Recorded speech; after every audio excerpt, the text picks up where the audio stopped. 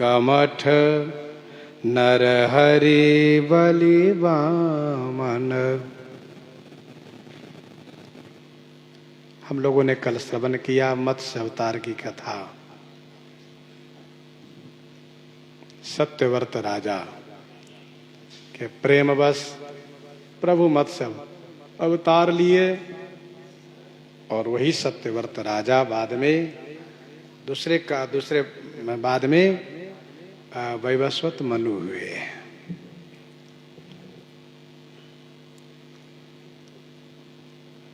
बारह अवतार पृथ्वी के उद्धार हेतु भगवान का यह अवतरण हुआ। इस अवतार में प्रभु ने हिरण्याक्ष को वध किया, मारा। कच्छप अवतार, कच्छप अवतार भगवान का हुआ समुद्र पर। समुद्र में जो छुपे हुए रत्न हैं उनको निकालने के लिए, लक्ष्मी जी को प्राकट्य करने के लिए समुद्र मंथन की जब तैयारी हुई तब भगवान कच्छप अवतार लिए। हम इन तीनों के संदर्भ में कल श्रवण किए हैं।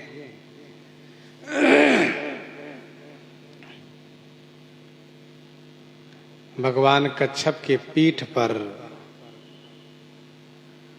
बड़ा सा मंदराचल जब घूम रहा था, मथानी के रूप में घर घर हो रहा था, तो उस मंदराचल के पीठ पर घूमने से भगवान को सुखानुभूति हुई। ठाकुर जी शेष पर लेटे रहते इसलिए पीठ में खुजली हो गई थी। तो उस मंदराचल के घूमने से खुजली मिटी, सुख प्राप्त हुआ, और सुख प्राप्त हुआ तो थोड़ी नींद आ गई। सागर मंथन चल रहा है, नींद आ गई। ध्यान दीजिएगा, यूं ही जब हम लोग श्वास लेते हैं छोड़ते हैं तो उसकी बात अलग है, लेकिन सो जाने पर सांस की गति बढ़ जाती है। किसी भी सोए हुए व्यक्ति को देखिए और जगने पर देखिए। अपने बारे में तो सोए हुए में नहीं देख सकते, लेकिन सोए हुए किसी और को देखिए, जगने में अपने को देखिए, अथवा जगने पर भी उसको देखिए, सोने पर भी देखिए। तो शयन काल में सांस की गति बढ़ जाती है। तो भगवान कच्छप को नींद आ गई पीठ खुजलाने से, सुख कंडु मुरारी, नींद आ गई, सो गए तो सांस की गति बढ़ गई, और सांस की गति बढ़ गई तो उस श्वास के धक्का से, उसके धक्का लगने से समुद्र में ज्वार भाटा के रूप में प्रकट हुआ, और वो आज भी विद्यमान है।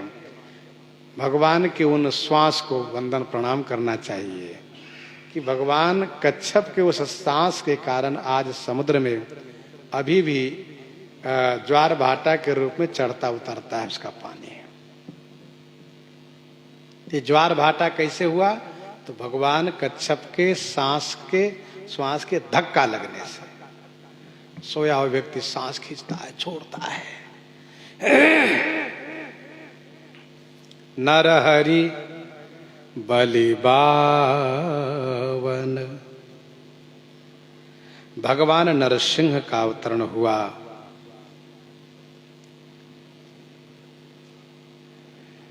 किसके लिए? तो हिरण्याक्ष को मारने के लिए। सियाराम हिरण्यकश्यप को मारने के लिए। हिरण्याक्ष के मरने के बाद, हिरण्याक्ष को जब भगवान ने मार दिया, तब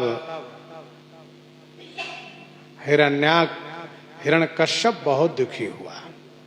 हिरण्यकश्यप बहुत दुखी हुआ। हिरण्यकश्यप की माता दीति बहुत रोने लगी। दीति रोने लगी, हिरण्यकश्यप बहुत दुखी हुआ। हिरण्याक्ष की पत्नी जो थी भानुवती, वो भी रोने लगी। तो हिरण्यकश्यप ने सबको ढाढ़स बंधाया, सबको समझाया, और समझाने के बाद उसके मन में प्रतिशोध की जो अग्नि है वह बढ़ती जा रही थी, तब उसने निर्णय किया कि मैं तपस्या करके और इस प्रकार से शक्तिशाली हो जाऊंगा, भगवान विष्णु को मारूंगा। ये हमारे भाई को मार दिए।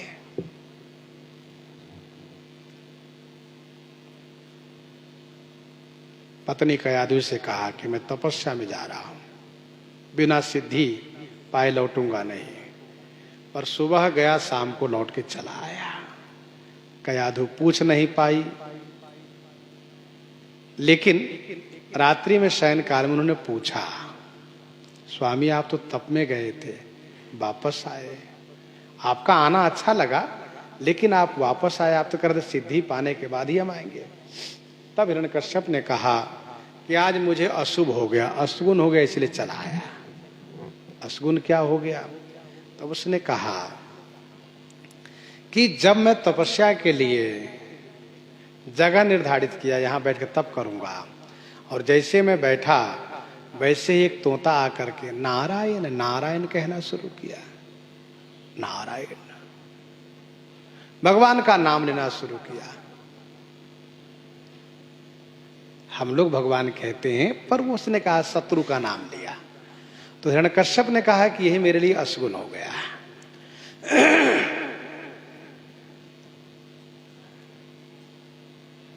जिनकर नाम लेत जग माही, सकल अमंगल मूल नसाही, लेकिन उसके लिए अशुभ हो गया। क्यों?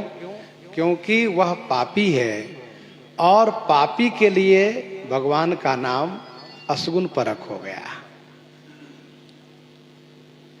कयाधु ने बहुत बार पूछा, कैसे कहा? उसने सब सुनाया। वस्तुतः तोते के रूप में देवता थे, वे भगवान के नाम सुना रहे थे। तो नाम की चर्चा करने में प्रहलाद जी का गर्भाधान हुआ उसी रात को। दूसरे दिन फिर हिरण्यकश्यप जाता है, तप प्रारंभ करता है। बड़ा घोर तप किया, कठिन तप किया। तप करने से, उसके तप के प्रभाव से देवलोक संतप्त हो गए, मतलब देवलोक तपित हो गए। ऐसा तप का तेज बढ़ा। देवताओं की प्रार्थना पर ब्रह्मा जी वरदान देने आए। हिरण्यकश्यप ने कहा, मैं आपसे अमरत्व का वरदान मांगता हूं। ब्रह्मा जी ने कहा, नहीं, अमरत्व का वरदान मैं नहीं दे सकता। तुम्हें जहां से मृत्यु का भय हो, वहां से तुम निर्भय हो सकते हो। तब कहा, ब्रह्मा जी आप मुझे वरदान दीजिए कि चारों युग में से किसी युग में मेरी मृत्यु न हो। कहा तथास्तु। कहा इतना ही नहीं, आपके बनाए हुए में से किसी जीव से मेरी मृत्यु न हो,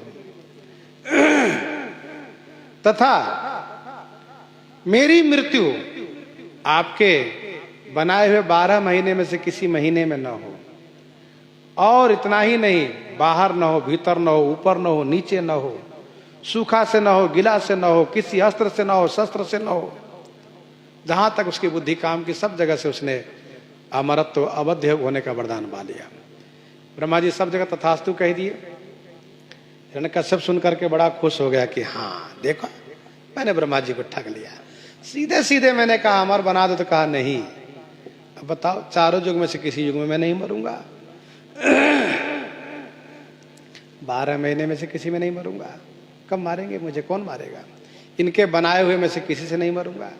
अस्त्र शस्त्र से नहीं मरूंगा, सूखा गीला से नहीं मरूंगा, ऊपर और नीचे नहीं मरूंगा, बाहर, घर के बाहर, घर के बाहर, घर के भीतर नहीं मरूंगा। सब मांग लिया मैंने।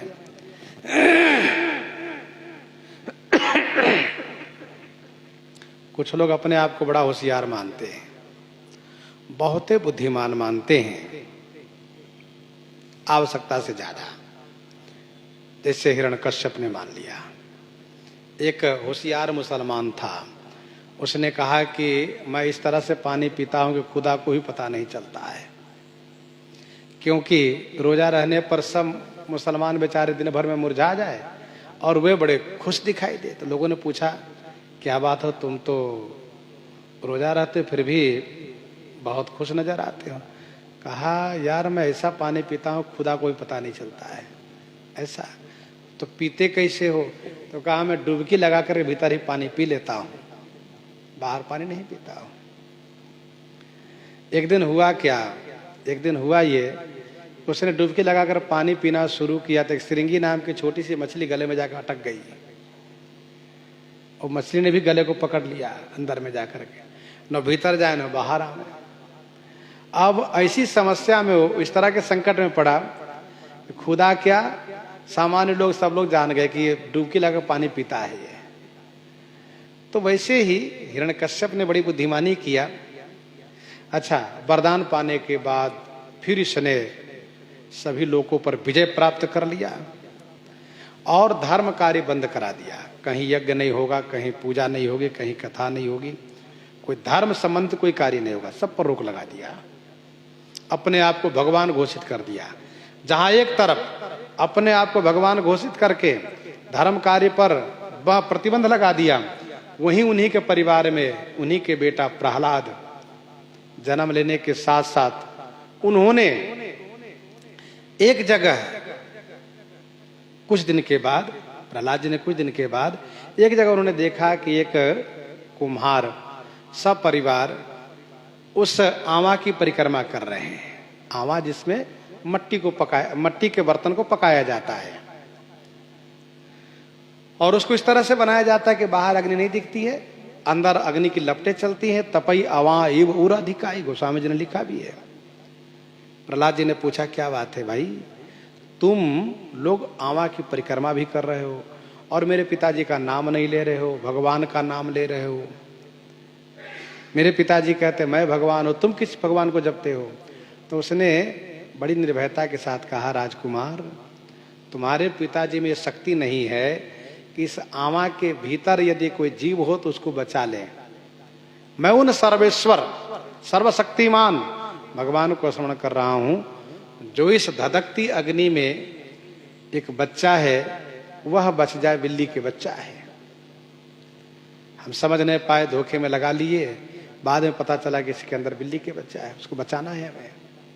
ऐसा कहा ठीक है, तो आवा कब खोलोगे? कहा 2 दिन के बाद। कहा हम भी आके देखेंगे, यदि बच्चा बच गया तो मैं ये वचन देता हूं कि मैं भी उन्हीं सर्वेश्वर जगदीश्वर परम शक्तिमान भगवान का भजन करूंगा, नहीं तो तुम्हें पिताजी से दंडित कराऊंगा यदि बच्चा जल गया तो। 2 दिन के बाद समय पर आए प्रहलाद जी, आवा खोला गया, सचमुच अंदर बच्चा सुरक्षित है, उसको ताप भी नहीं लगा है, रोम भी नहीं जला है। जिस मट्टी में था वो मट्टी के पात्र, जिस मट्टी के पात्र में था बच्चा, पात्र भी नहीं बिल्कुल लाल हुआ है, जो कि तो हरा भरा बना है। उसको विश्वास हो गया प्रहलाद जी को। फिर प्रहलाद जी ने भगवान की भक्ति, भगवान के नाम का प्रचार शुरू किया।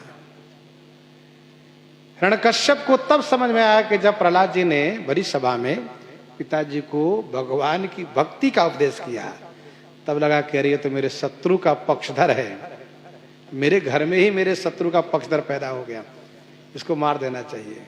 गुरुकुल में भेजा, गुरुकुल में उसे बंदी बना करके विद्यालय में रखा जाता है और साम दाम भेद दंड सब नीति के तहत उनको शिक्षा दिया जाता है। लेकिन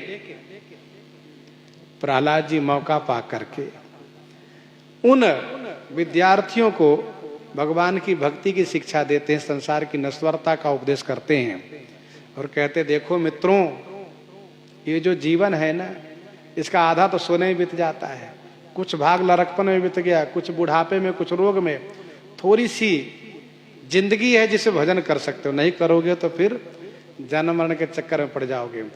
तो क्या भजन करें? कहा मेरे साथ कीर्तन करो। प्रहलाद जी सबके साथ कीर्तन शुरू करा लिए और सबको उपदेश करके अपने अनुकूल कर लिए। गुरुजी घबराए संडा मर्ग, उसने जाकर हिरण्यकश्यप से कहा, बहुत गुस्से में आए। और फिर इसके बाद इन्होंने ऐसा संकीर्तन किया कि संकीर्तन की आवाज सुनकर के हिरण्यकश्यप भी घबराए, कहीं ऐसा न हो कि इसकी जादू मेरे ऊपर भी न चल जाए, इसलिए भागकर घर में छुप गए। फिर इसके बाद हिरण्यकश्यप ने मारने का निश्चय कर लिया कि इसको तो मैं मार ही दूंगा। उनको मारने के लिए सब तरह से प्रयास किया हिरण्यकश्यप ने, प्रहलाद जी को मारने के लिए कोई कसर नहीं रखा। पानी में डुबाया, अग्नि में जलाया, पर्वत से गिराया, जहर पिलाया, हाथी से कुचलवाने की चेष्टा किया, सांप से कटवाया, जहां तक उसकी बुद्धि ने काम किया सब कुछ किया। ब्याल कराल महाविष पावक मत गयंद हो के रद तोरे, सांसती संकी चली डर पे होते किंकर ते करनी मुंह मोरे। नेकु विषाद नहीं प्रहलाद ही कारण के हरि केवल हो रे, कौन की त्रास करे तुलसी जो पे राखहि रामत मार ही कोरे। अंत में निर्णय किया कि मैं स्वयं मारूंगा इसको। सिंहासन बैठा था, उसने कहा देखता हूं तुम्हारा कौन भगवान, तुम्हें कौन बचाने आते हैं, मैं तुमको मारूंगा। ये बताओ तुम्हारा भगवान कहाँ है? प्रहलाद जी ने सहज भाव से कहा कहाँ नहीं है, वे सब जगह है। हिरण्यकश्यप ने गुस्से में अगर कहा इस खंभे में भी है, कहा तुम्हारे भगवान इस खंभे में भी है? कहा मेरे भगवान इस खंभे में भी है। काड़ी कृपा न कहो पितु काल कराल, बिलो की न भागे। सिंहासन से उठकर खड़ा हुआ उछल करके और हाथ में कृपान लिया और कूद करके बाहर आया। बाहर मतलब सभा में, सिंहासन से बाहर आया, राजसभा में उपस्थित हुआ और कहा तुम्हारे भगवान इस खंभे में कहां? राम कहां सब ठाऊं खंभा में, हां सुनिहा कनिर के हरि जागे। बड़ी गुस्सा में भर करके, बड़े आवेश में आकर के एक मुक्का लगाया खंभे पर और खंभे पर एक मुक्का मार करके कहा तुम्हारे भगवान कुछ नहीं कर सकते। देखा तुम्हारे भगवान खंभे में कहां है, खंभा जड़ है। एक गुस्सा, एक मुक्का मार करके और श्री प्रहलाद जी की ओर झपटा कृपान से मारने के लिए। इतने में बड़ी जोर की आवाज आई। हिरण्यकश्यप खड़ा हो गया, आवाज कहां से आ रही है? तो उसके देखते ही खंभा फट गया। अरे मेरी मुक्का में इतनी शक्ति, खंभा फट गया? ऐसा नहीं साहब, वो बात नहीं है। तो खंभा फटा सो फटा, उसमें से और विचित्र एक व्यक्ति प्रकट हुआ जिसको ना मनुष्य कह सकते ना पशु कह सकते हैं। वो आधे नर है आधे सिंह है, नर सिंह है। हिरण्यकश्यप देखता रह गया कि कैसा जीव है ये। और फिर भागवत जी में भगवान नरसिंह का स्वरूप वर्णन किया। बड़े क्रोध में थे, क्रोध के प्रतिमूर्ति हैं। और इसके बाद भगवान नरसिंह ने, नरहरि भगवान ने हिरण्यकश्यप को ललकारा। दोनों में युद्ध शुरू हो गया। राम नाम नर केसरी कनक कशपु कलिकाल, जापक जन प्रहलाद जिमि पाल ही दल सुरसाल। जैसे हिरण्यकश्यप सबसे अवध्य था, वैसे कलिकाल भी सबसे अवध्य है। लेकिन भगवान नरसिंह के सामने एक भी नहीं चला हिरण्यकश्यप का, वैसे श्री राम नाम के सामने कलयुग का एक भी नहीं चलता है। नहीं कलिकरम न भगत विवेकु, राम नाम अवलंबन एको। भगवान नरसिंह ने भयंकर युद्ध किए। फिर इसके बाद संध्या काल देख करके, खींच करके, युद्ध में तो थका चुके थे, खींच करके और दरबार के द्वार पर, चौखट पर बैठ करके अपने जंघा पर उसको लेटा लिए। कहा अब तो तुम मरोगे। कहा नहीं। कैसे नहीं मरोगे? कहा मैंने दिन में मर सकता हूं, रात में। कहा ये संध्या का समय है। कहा मैं 12 महीने से किसी महीने में नहीं मर सकता हूं। कहा तुम्हारे लिए अधिक मास बना है, पुरुषोत्तम मास है। कहा चारों युग में से किसी युग में नहीं मर सकता। कहा ये सतयुग है कि त्रेता? कहा ना सतयुग ना त्रेता, दोनों की संधि है। न ऊपर मर सकता हूं न नीचे। कहा ये बताओ देखो कहाँ ऊपर हो कि नीचे हो? कहा कहीं भी नहीं, तो बीच में टंगा हूं। कहा ना घर के बाहर ना भीतर। कहा ये देखो कहाँ हो तुम? कहा चौखट पर मुझे ले रखे बैठे हो आप। कहा फिर भी नहीं मर सकता मैं। क्यों? कहा ना अस्त्र से न मर सकता हूं, न शस्त्र से। कहा मेरे पास कोई अस्त्र शस्त्र है? कहा नहीं। नाखून देख रहे हो? कहाँ? कहा मेरा वरदान है कि मैं सूखे से न गीले से मर सकता हूं। भगवान ने कहा ये देखो न सूखा है न गीला है, न सूखा है क्योंकि बढ़ता रहता है नाखून, और न गीला है, काटो तो कुछ पानी तक नहीं आता।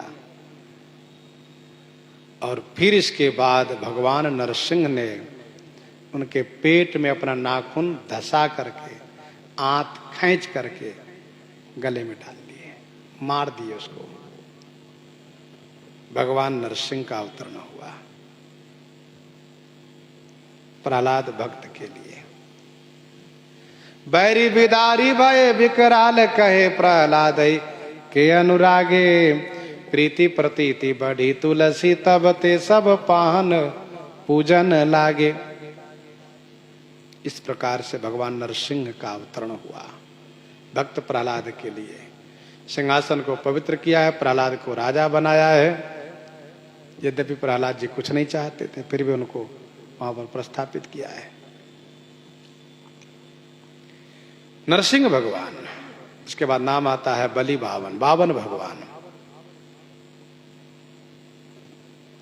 ये सब अवतार सतयुग का ही है। भाद्र शुक्ल पक्ष द्वादशी, बावन द्वादशी।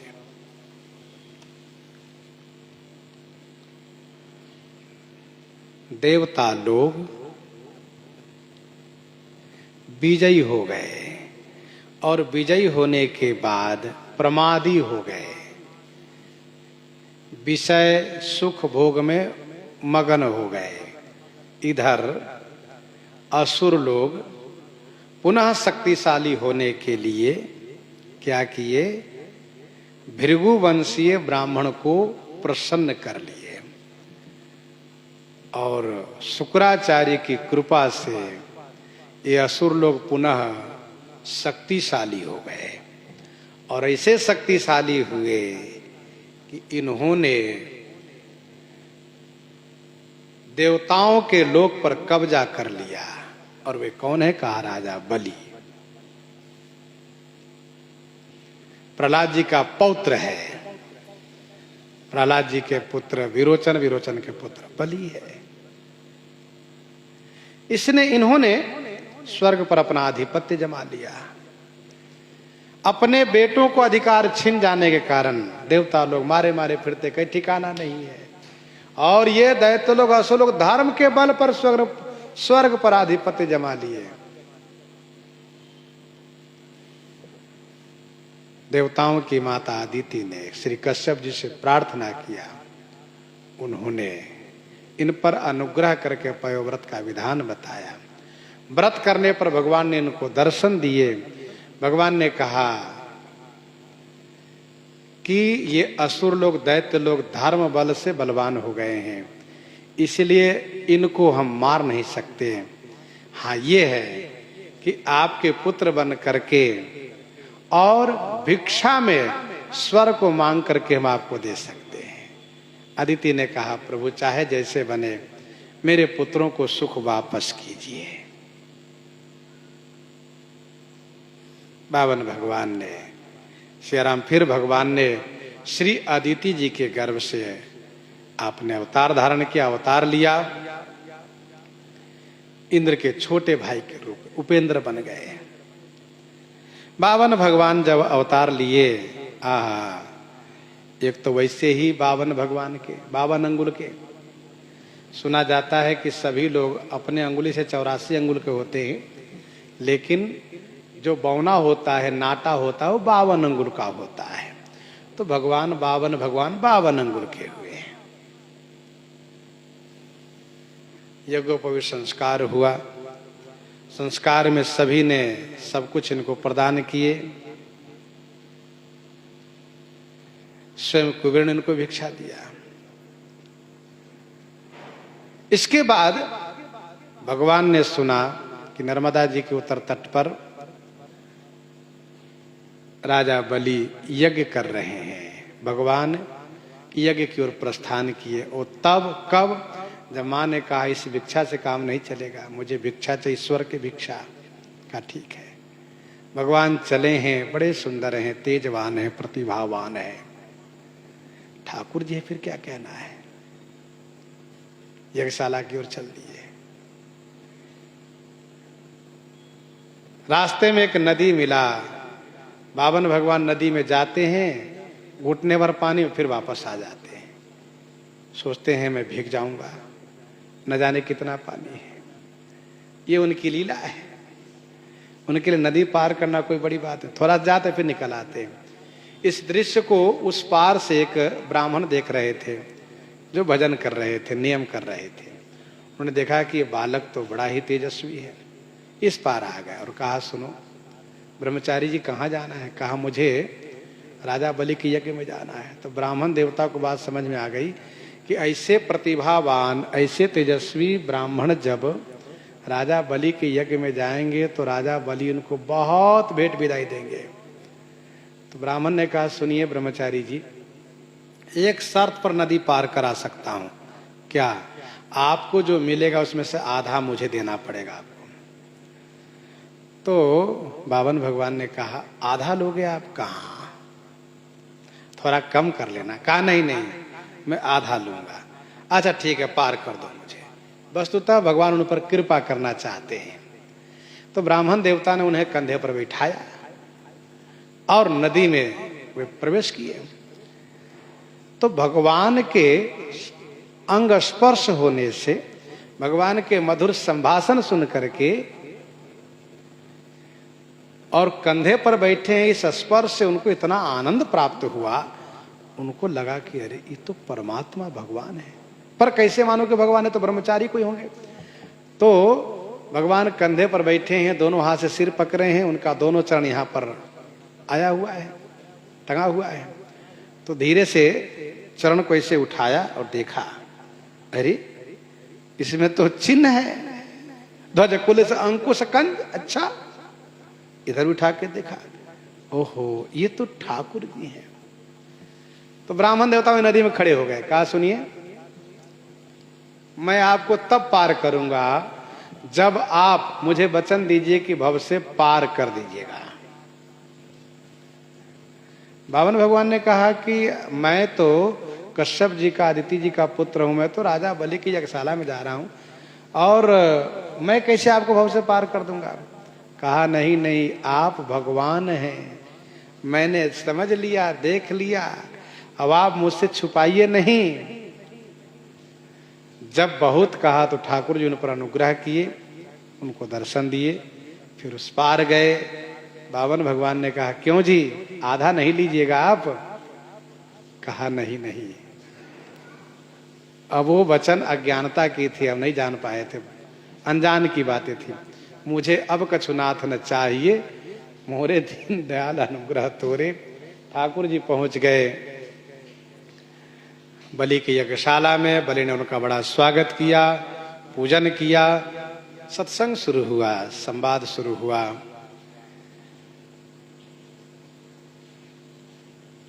और उनके रूप माधुरी से राजा बलि विमोहित हो गए, बड़े आनंदित हो गए।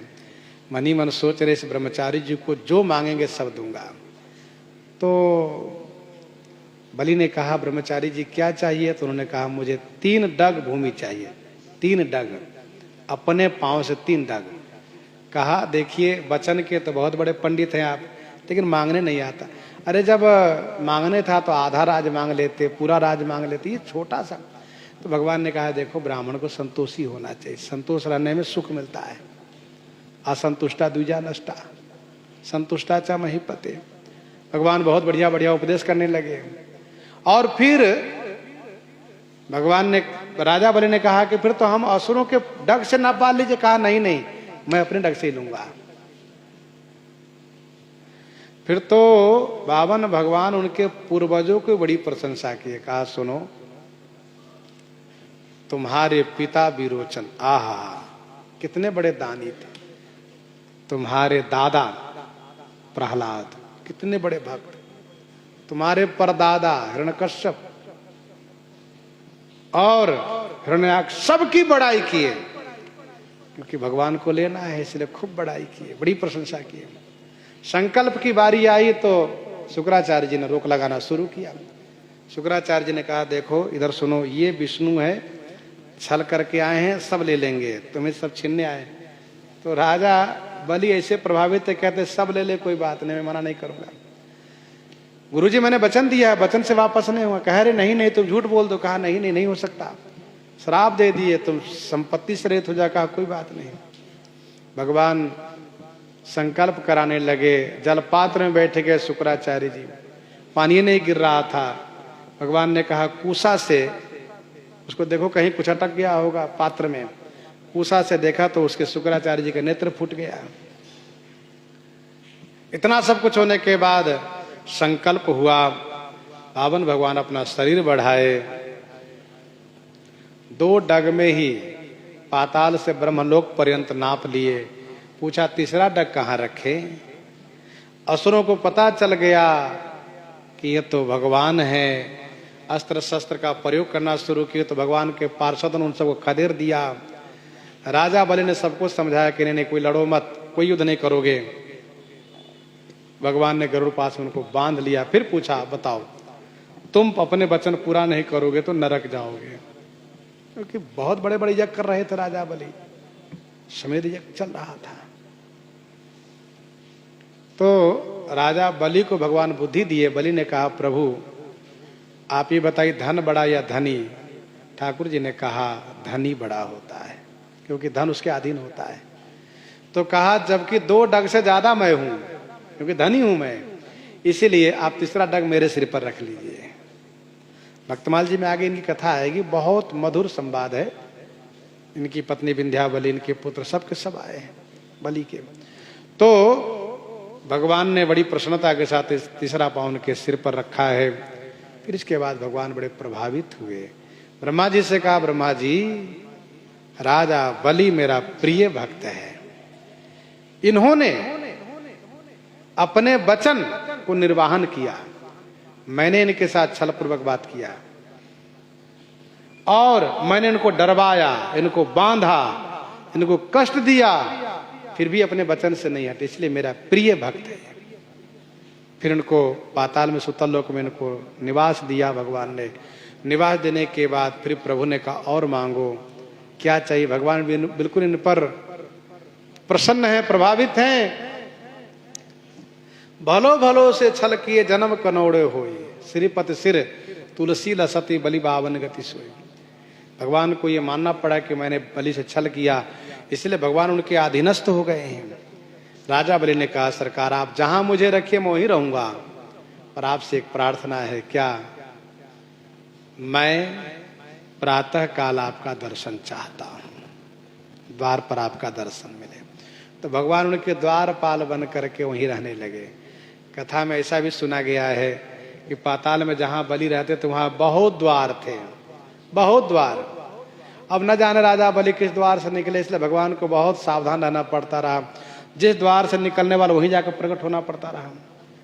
तो लक्ष्मी जी गई हैं, बलि को भाई बनाई हैं, उनको राखी बांधा है। और राखी बांधने के ऊपर, राखी बांधने पर उन्होंने उनसे मांग किया है भैया सब द्वार बंद कर दो, एक द्वार केवल खुला रखो। कहा ठीक है, सब दरवाजा बंद करवा, एक दरवाजा केवल खुला रहेगा। तो भगवान आराम से उसी दरवाजे पर रहेंगे। तो भगवान उनके द्वारपाल हो गए। तो बावन भगवान का अवतरण हुआ राजा बलि पर अनुग्रह करने के लिए। परशुराम रघुवीर कृष्ण कीरति जग पावन। श्री परशुराम भगवान, श्री रघुवीर श्री राम जी, श्री कृष्ण जी अपनी कीरति से जग को पवित्र किए हैं। प्रसंग को यहीं पर हृदयंगम करते इन्हीं के साथ। सीताराम सीताराम सीता राम सीताराम।